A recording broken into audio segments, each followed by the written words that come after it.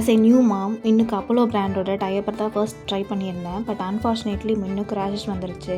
So Pampers பிராண்டோட taped diaper pant with size large வாங்கியிருந்தேன். உங்கள் பேபிஸோட வெயிட்க்கு ஏற்ற மாதிரி சைஸ் சார்ட் மென்ஷன் பண்ணியிருக்காங்க. So you can easily find out based on baby weight small size, medium, large or XL வரைக்கும் நீங்கள் சூஸ் பண்ணிக்கலாம்.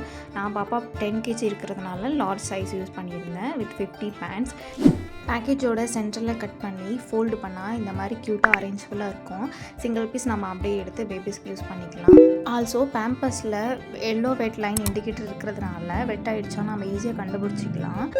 ஃபர்ஸ்ட் உங்கள் குழந்தைங்களுக்கு டயப்பர்ஸ் ட்ரை பண்ண போகிறீங்கன்னா டேப்டு டயப்பர்ஸ் யூஸ் பண்ணி பாருங்கள். கிராங்கி ஆகாமல் வியர் பண்ணுறதுக்கு ஈஸியாக இருக்கும். ஆல்சோ ரிமூவ் பண்ணும்போது ஈஸியாக இருக்கும். டயப்பர்ஸ் பேபிஸ்க்கு போடுறதுக்கு முன்னாடி ரேஷ் க்ரீம் அப்ளை பண்ணுங்கள். ஆர்எல்ஸ் 3 hours வரைக்கும் தான் ஒரு டயப்பர் யூஸ் பண்ணணும். ஓவர் நைட் யூஸ் பண்ணுறது அட்வைசபிள் கிடையாது. மார்க்கெட்டில் எல்லா ப்ராடக்ட்டும் ரேஷ் ஃப்ரீ ப்ராடக்ட்னு தான் அட்வர்டைஸ் பண்ணுறாங்க. பட் ஈவன் தோ ரேஷ் வருது.